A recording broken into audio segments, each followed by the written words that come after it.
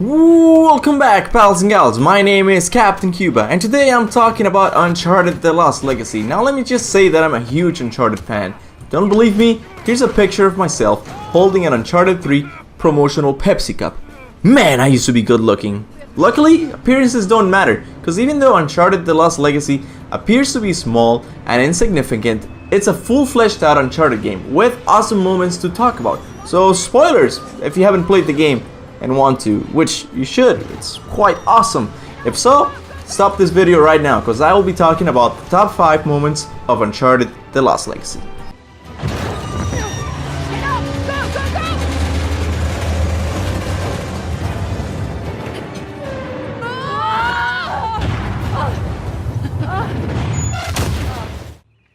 Well, there's a salve with Orca. Okay, this one may be a little divisive between fans of the series, but when I asked my brother about this part, he hated it. He said he kept dying from the soldiers on the ground, the helicopter would always be following him, and the stealth was hard to maintain. Now, if you ask me, I will tell you that I've loved it. It's one of the most less scripted epic modes of the entire series. Having to lockpick crates to find explosives to take down the helicopters would always keep me afraid of a soldier making my whereabouts known. Then having to scramble between RPG shots and the helicopter shooting through the destructible cover. All of this ending with a traditional exaggerated Uncharted moment that has Chloe and Nadine climbing up to the helicopter with the ropes to take the tusk of Ganesh. Oh, hi!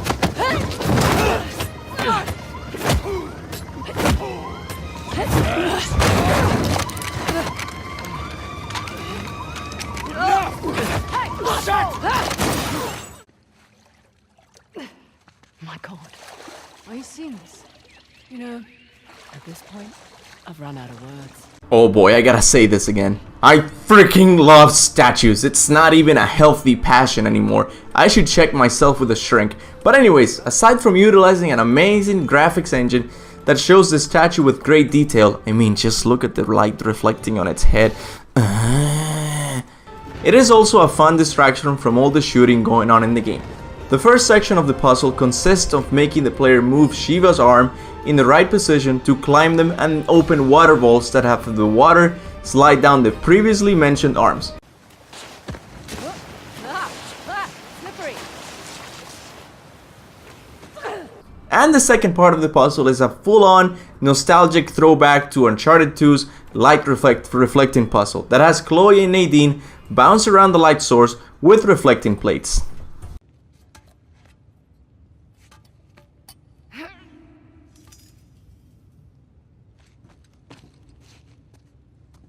Really?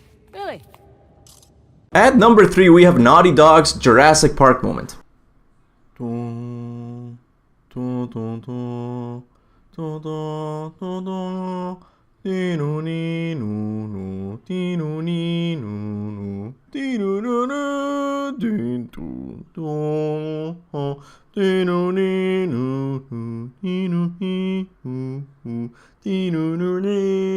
Ever since they released The Last of Us with this giraffe moment, they have tried to get an animal into their game somehow.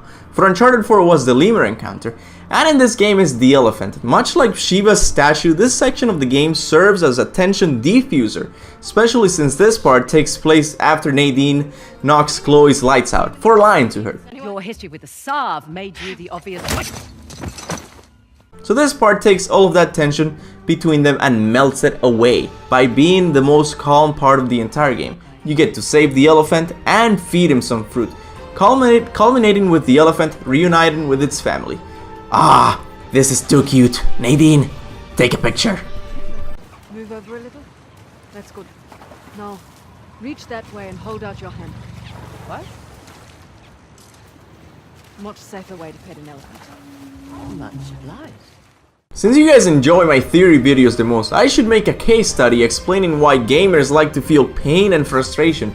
Dark Souls, anyone? But the same can be said about the Lost Legacy Shadow Puzzle. I have played this game twice, and in both of my playthroughs, I have spent about 20 minutes on this puzzle. It's not just lining up the shadows with the painting on the wall. That would have been easy. Just look at how long it takes me to do Uncharted 3's Shadow Puzzle.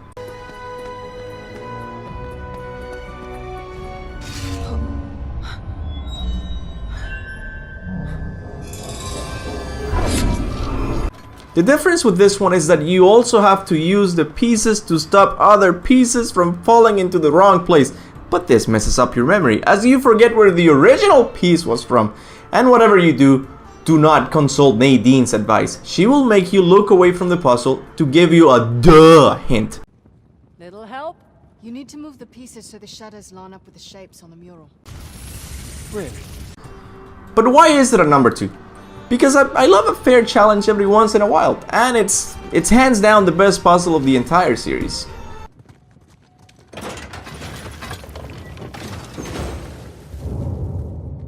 I think that's it. You did it. Door's open. And finally at number 1 we have the train level. I cannot believe the nerve of this guy to make another train level. The most iconic moment of the Uncharted series. But you know what? We gotta give them credit. They nailed it. This could possibly be the best action moment of the entire series, as Chloe and Nadine have to make their way up to the front of the train while jumping on the enemies' cars until the same enemies force you to grapple back onto the train because the car is about to blow up due to all the gunfire. It's just chaos all around, and the beauty is that it's not scripted. There aren't any lame quick time events to slow you down.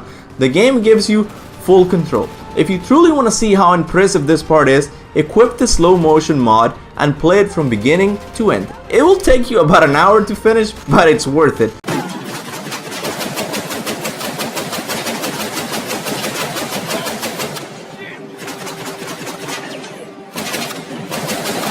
And from just looking at it, it's obvious that they mixed both the chase from Uncharted 4 and the train from Uncharted 2. But if you pay close attention, you will notice that Naughty Dog implemented other moments that will tickle your nostalgic bone. Like the part when Chloe takes a hold of a turret and deals massive damage to a Sav's army.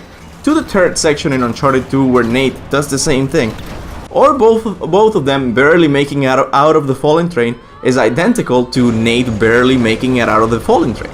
At the end, I believe this part will be most fun to fans of the series, as a recap on its most iconic moments. But then again, who wouldn't want to play this part? Hurry up and drop him!